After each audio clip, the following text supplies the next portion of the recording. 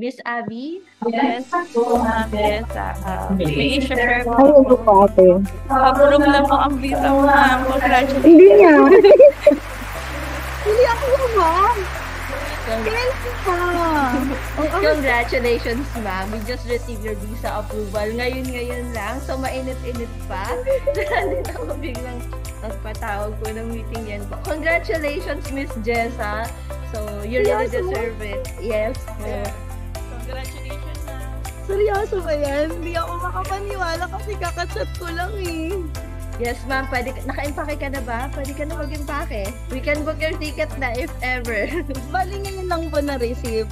Yes po. We will send you a copy of your visa approval after this meeting. And can you share us your experience in terms of processing your visa? Hindi ko alam kung ano masasabi ko kasi July, nagpa-appointment ako ng webinar kay Ate Annie. Then, sa ano lang talaga ako nakita sa Facebook lang din. Ayun, just kumbaga parang inisip ko kasi ayoko ng males hassle. Kasi syempre, pag consultancy, alam nyo yung mga pasikot-sikot. Yun. Thank you guys. Thank you po.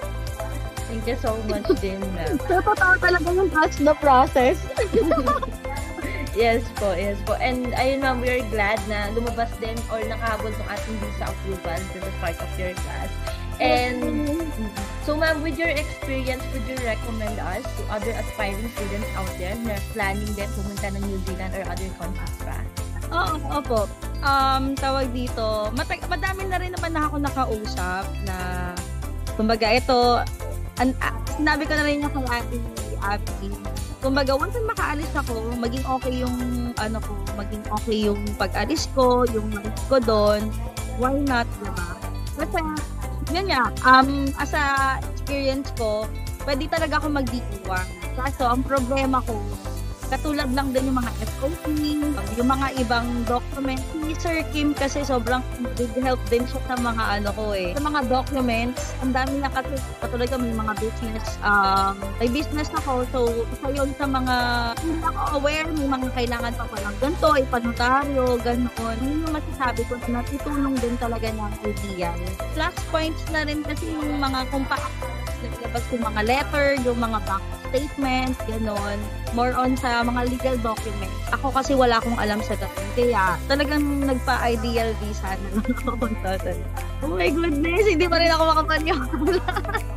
Again, congratulations. And we hope maka-adjust ka kaagad kay New Zealand pagdating mo doon. And sana maging okay ka pagdating mo doon once na nag-start na din yung classmates. So, Thank you po kay Ate Abby, kay Ma'am Angelica, kay Sir Kim, ayun sa mga lahat na nag-asikaso. Lalo na kay Ate Abby. Ang galing lang din kay Ate Abby ako na punta kasi very accountable and then positive lang siya. thank you so much. And ayun, spread the news, especially with your parents. Again, congratulations po. Thank you Thank po. you so much Thank you. po. Have a great day ahead po. Thank you.